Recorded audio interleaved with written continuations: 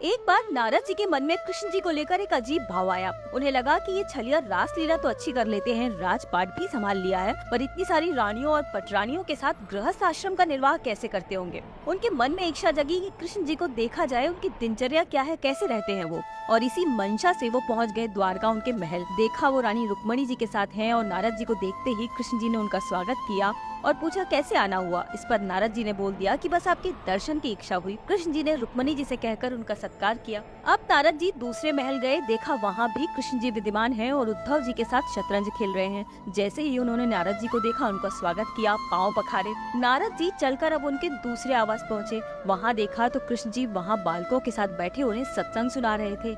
यहाँ भी कृष्ण जी ने उनकी आवभगत की। आगे गए तो देखा सत्यभामा जी के पैर से कांटा निकाल रहे हैं कृष्ण जी।